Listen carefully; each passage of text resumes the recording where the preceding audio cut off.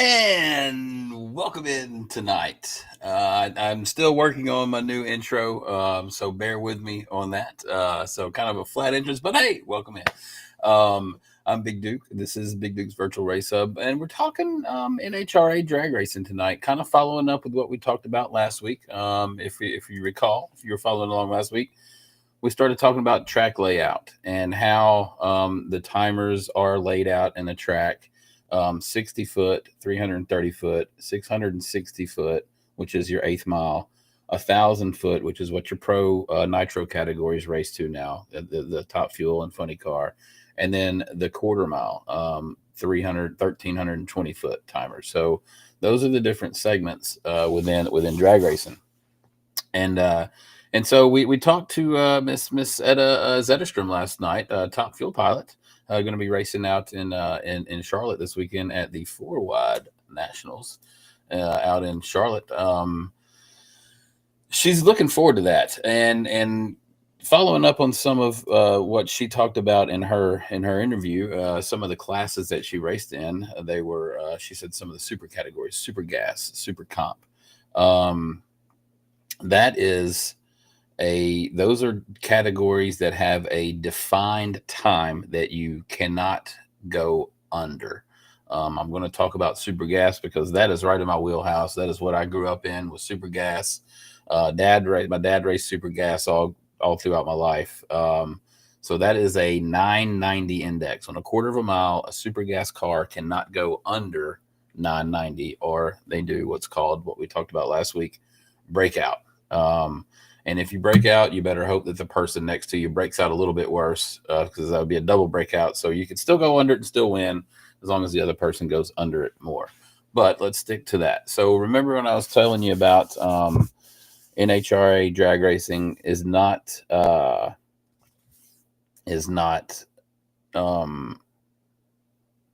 about how fast you can go necessarily. Sometimes it is how quick you can go. Actually, it's always about the quickness. NHRA drag racing is not necessarily you don't win based on speed. It's all time, elapsed time. There's just like there's the old saying, there's a million different ways to skin a cat. There's a million different ways to go down a drag strip from point A to point B. Sure, you can hammer the throttle, go wide open all the way down the track. But remember, I was telling you these indexes that these classes have, a 990. So if I build an engine that can go 8 seconds flat, then I've got to do something to slow my car down 1.9 seconds. So they have a thing called a throttle stop. If you ever watch any of your Saturday night local drag strips, if you ever watch any NHRA drag racing in the sportsman categories, you'll notice that the cars leave and then they kind of fall flat on their face and just it's like they're just idling for a little bit, and then they go back full throttle, and some of them are different times. Well, that's what's called a throttle stop. So what happens is the driver will stage the car up. Remember, we talked about stage the car up on the starting line. It'll turn on the pre-stage bulb and the stage bulbs. Those amber lights will activate, and then the green light will come on. That driver will go.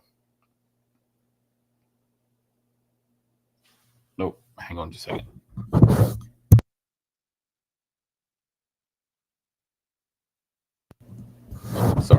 Sorry, interruption. So you stage it up. The driver will go.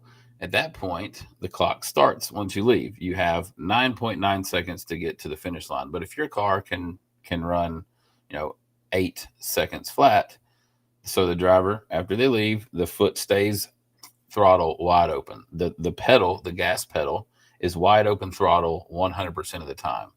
There's electronic mechanisms underneath the carburetor, and between the intake manifold and the carburetor, that's wired into an electronic box inside the car. And this is where drag racing gets very, very technical. Bracket racing, and specifically, gets very, very technical. There's a lot of geometry that's involved with drag racing. There's a lot of math that's involved with drag racing, using your down to thousandths of a second. But back to the throttle stop. So the car leaves, the timer that they have set in the car, there's a certain amount of time that a driver will put into the timer. He's already measured the weather. He knows what the weather is. They know the track conditions. They know the data from their last pass. So they make a guesstimated, or they make a guess as to what they think that car will run, and they'll dial the timer back or dial it forward, depending on what the weather says and what all that data says. And they can speed the car up or slow the car down, depending on what they want it to do. In this case, obviously, we would want to slow it down, right? So they would adjust the timer. Again, the driver, the tree activates, the green lights come on as the driver's leaving, and all of a sudden the car falls flat on its face, but the driver still got the pedal wide open. Those butterflies underneath the carburetor have now gone shut. The carburetor's still wide open, but there's another set of butterflies underneath the carburetor that have now gone shut. So essentially, you've let your foot off the gas. However, the driver's still on the gas. Now, as soon as that happens, that computer program runs that little time. It knows how much time it has in the timer. As that time runs out, the butterflies underneath that carburetor go back wide open throttle, and that's when you hear the cars take off again. It is a very scientific approach to drag racing. I know sometimes the sportsman drag racers don't get any of the credit that they deserve. There is a lot of science that goes into sportsman drag racing, bracket racing, specifically like Saturday night programs. You go to some of these guys; they got weather stations. They know what the barometer is. They know the humidity. They know the dry temperature. They know the elevation. The altitude.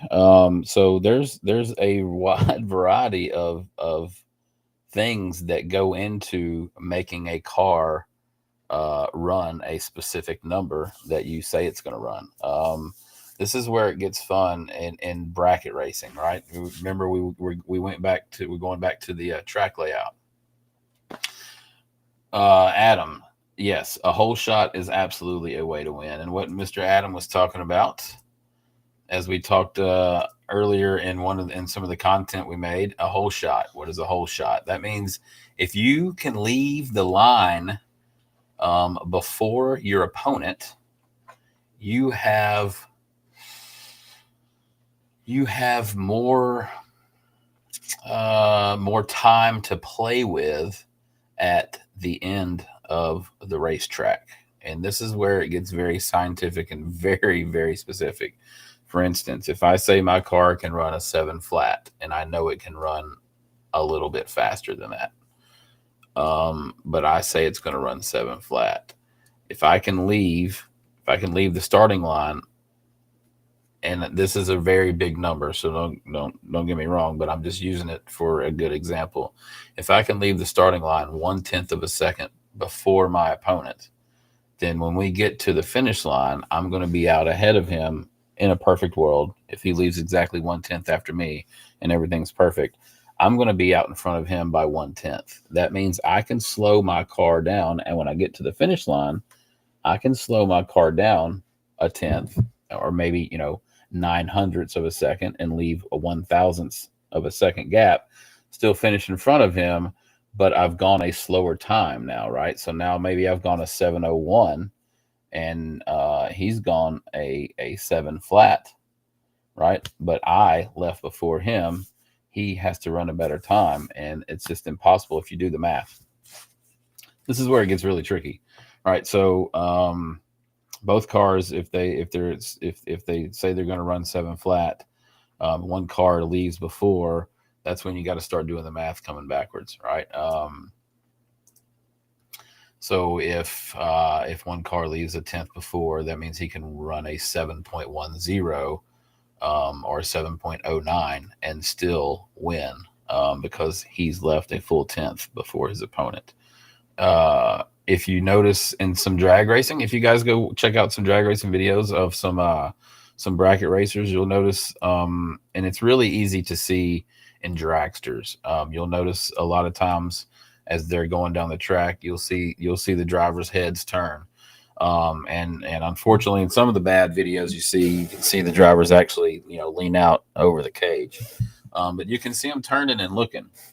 And what they're doing is, in bracket racing, you don't race heads up. The cars go different speeds, they go different times. So this is where the math comes in. If my car is going to run a 7 flat, your car is going to run a 990, you're going to get a 2.9 second head start. All right. So if I'm running that 990 and I get out and I get to the finish line, naturally, you're going to be coming from behind. And depending on the driver's skill and their faith in themselves, I guess, from driving the starting line, maybe if they feel like they had a little bit better reaction time than you, when you get to the finish line, maybe they can hit the brake a little bit and back that gap up and make the finish very, very close. So when I was talking about the other day, when we're talking about thousandths of a second in drag racing, it is very, very common to have a finish in drag racing at 0.000. Like, it's pretty common. That's a pretty standard finish nowadays, especially with the advancements of the electronics that they have available. They can get these things really dialed in to pretty close to the thousands of a second. I was talking to my cousin the other day. He's a drag racer in Tennessee. He races super gas. He's going to send me some pictures of his logbook, his JEGS logbook, and I'm going to show you guys all the data that he keeps in between each run and how it compares and how they can dial these cars in. He was telling me the other day his 60-foot times from starting line to 60 foot, right? That's not a lot. That is not a lot of space. But that is a very crucial number that dictates the entire run. That's the start of your run, and it kind of dictates how your run's going to go. And he said he was within a thousandth of a second on three different runs. It was like a 1.126, 126.7, 126.8, 126.7. So they calculate these things down to the thousandths of a second. And that's where bracket racing is so hard. That's what I was telling you about earlier. It's very, very difficult. You got to be very, very precise. But there are some exceptions to the rules.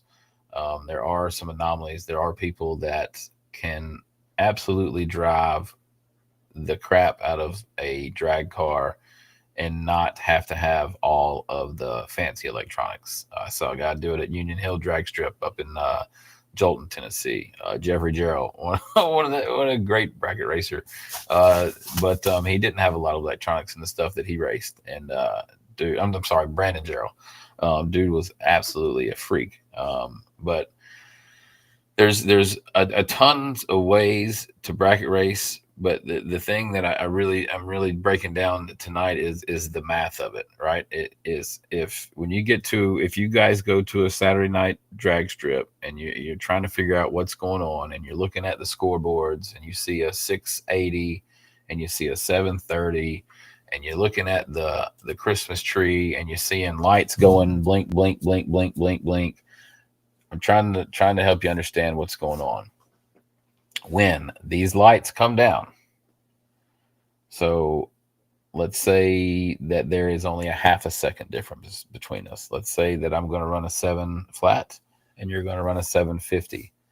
Each light, my side, your side will start, my side will come down, start exactly 1/2 second afterwards. So that's why, like, when you see sometimes a flash, flash, flash, flash, flash, those times on the opposite side of the trees, those times are specifically timed to make the difference up between the other person's dial in. Like I said, if you say you're going to run a 7 up flat and I'm going to run a 750, there will be a half a second difference between there. If I'm going to run a 7 flat, you're going to run a 730, there'll be 0.3 of a difference there. And so on and so forth. It could be down to the thousandths of a second, not the thousands. You're not really going to dial into the thousands. Sorry, it'd be down to the hundredths of a second, such as like if you say you're going to run a 736 and I say I'm going to run a 737, Well, there's going to be 100th of a second built-in difference in the way those lights are programmed. Your eyeball's not going to really see it that much, but there is. That's how the Christmas tree works.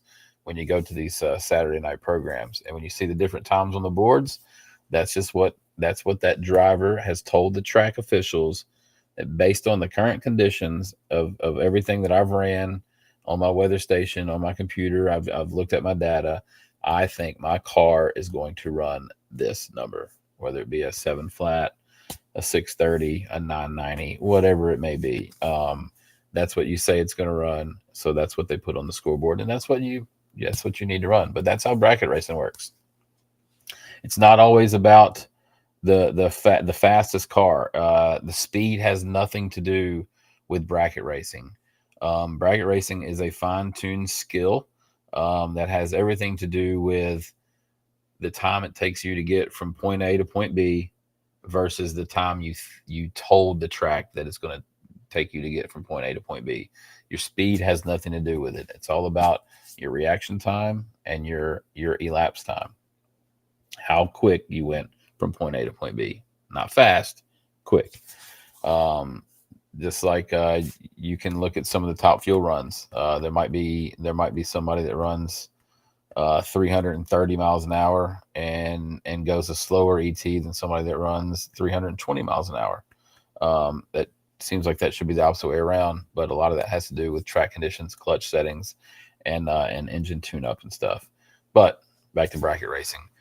Most tracks you're going to see on Saturday nights are going to be 8th mile, 660 feet. I personally love 8th mile drag racing. I think it's better. It's quicker. It's more efficient. There's less opportunity to tear stuff up.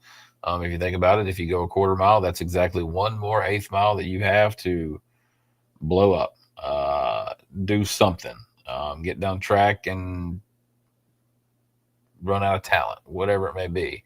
I'm an 8th mile drag racing fan. Like I said, I'm from Nashville, Tennessee. Grew up at Union Hill drag strip in Jolton, Tennessee. So big time 8th mile fan. But when you go to a drag strip on a Saturday night, if you start seeing the different times, you're looking at the Christmas tree and it's coming down in different times. I want you to understand that those are based on what that driver said that his car will run. Again, if you say your car is going to run 1 second and I say my car is going to run 2 seconds, I'm going to get a 1 second head start. All right, because mine takes 2, yours takes 1. The key is to get as close to that 2 and as close to that 1 as you can without going under. All right, and if you do that, that is called dead on, and that is good. Dead on with a 0 is even better. So dead on with a 0 would be to the thousandths of a second, your perfect 0.000. But again, back to bracket racing. When you see the guys looking side to side, that is them. They're actually doing a little bit of trigonometry in their head. Again, as you get into drag racing, as you start to understand drag racing, especially as a driver, you understand how the cars work. You understand the principles of drag racing, understand how to drive the finish line. Because like I said, just because it's not about speed, it's about how quick you can get there. And there's a lot of other variables in play, such as your reaction time, the other guy, whatever he does. So when they're looking around, when they're driving it, you can let off the gas. You don't have to get there. You don't have to get there at the time that you said that you're going to get there. Like I said, the speed has nothing to do with it. Miles an hour is irrelevant in bracket racing. So next time you guys are at the track, take a look at that. Go talk to some of the drivers. Drag racers are a wealth of knowledge. They're fun to talk to. Every drag racer I've ever met loves to talk drag racing, loves to talk about what they got going on, and just generally ask them some questions. You'll learn that a lot of these guys are way smarter than what you ever realized, and drag racing is way more involved than what you would ever realize. especially when it comes to math. Like I said, people doing the trigonometry, you get down there to the finish line, you know where your car is, and when they're looking over, they know where the other car is, they know where the finish line is. So if you know where your front tires are, you know where the finish line is, and you got an idea about where this guy is coming up on this side or this side, whatever it may be, um, you do some basic math on the fly, some trigonometry on the fly. Okay, my car is going to get there to this point at about this time in this car. So then you can, either stay in the throttle or, let off the throttle and back up to it and make the finish line a little bit tighter. Right. Tighten it up a little bit, give yourself a little bit of room on your dial in. But we're going to get into the way more of that. I know that was a very big crash course in bracket racing. But again, when you go to Saturday night tracks, look at the scoreboard, do the basic math in your head, the difference between the numbers, get that number. And when you see the lights flash, know that number that you just did in your head, that's the different time between the lights flashing. And that's why there's cars that leave at different times when it comes to bracket racing. You might see a 4-second car race a 7-second car. Again, it has nothing to do with speed, but it has everything to do with the technicality of how you can get from point A to point B and how efficiently you can get from point A to point B and how close to the dial in you can get from point A to point B. But we are going to head on out for the night. We're going to keep talking drag racing. I'm going to keep putting out some NHRA content. Just trying to get people in and involved with drag racing, trying to help you guys understand. I know that I'm going to be the basic elementary guy starting out. I don't know anybody's knowledge of drag racing. So if you're new to drag racing, if you want to learn a little bit, stick around. If you are an experienced drag racer, I would love it if you pop some in the chat. Adam, yep, whole shot is, like you said earlier, Adam, a whole shot is absolutely the way to win, a great way to win. But follow along. We're gonna go down the path of drag racing. We got the NHRA 4-wide nationals coming up this weekend. Again, we talked to Miss Zetterstrom last night. Tony Stewart coming off a big win. And the question that I've got for everybody is who's going to win in pro stock? Who's going to be the new driver to win in pro stock? We had Greg Anderson and Dallas Green, all the only two drivers that have won a pro stock Wally this year. So I'm sorry, Dallas Glenn. Sorry, not Green. Dallas Glenn. So who's going to win? Are we going to have a new pro stock winner this week? Erica Enders, DNQ out in Vegas, huge deal. Looking for her to bounce back this week. Again, Etta Zetterstrom joined us last night. She was not able to make. She did not race in Vegas at the 4-wide nationals out there, but she is racing in Charlotte. Excited, and that was a fun conversation. And she has some fire and desire, if you will. I watched some of her videos that she put out today, and man, she has she's on it. So excited to follow her this weekend. If you guys are out at the 4-wide nationals, look for some ATYL media personalities. I think Sal and Taylor are going to be out there. Dom, I believe, is going to be out there, and a couple other guys, I believe, I'm not sure when they're going to be out there, but you guys be looking for them, and we will see you next week, next Thursday night on Big Duke's Virtual Race Hub. We're going to keep talking about bracket racing, drag racing. We're going to break down the 4-wide nationals, talk about Top Fuel, Funny Car, Pro Stock, and talk about who won and see if we can get any guests coming up. I do know actually next week we are going to have a sim racer guest on as well. After we recap the NHRA stuff, we will have Captain Killam on with us. He's going to be going to Talladega this weekend. So we're going to talk a little bit about Talladega with Captain Killam. He'll be there. and we're going to break down the NHRA 4-wide Nationals from Charlotte next week. But we're going to go ahead and get on out of here. Again, I've been working on the new intro. I haven't got anything solidified yet, so it's just going to kind of be a hard stop. But I appreciate everyone for tuning in tonight. We will see you next Thursday. But again, I will be live every night, as I am all night. All night, not all night, every night from about 8 o'clock to 11 o'clock. Big Duke _Sim_Racing on TikTok, YouTube, Facebook, Instagram, Kick, and Twitch. All of the above. So I hope everybody follows along. Sim racing, a lot of NASCAR style stuff. So I appreciate everyone. You guys, we're going to go ahead and get on out of here. Next week, Big Duke's Virtual Race Hub, NHRA 4-wide Nationals, and Talladega with Captain Killam. You guys, thank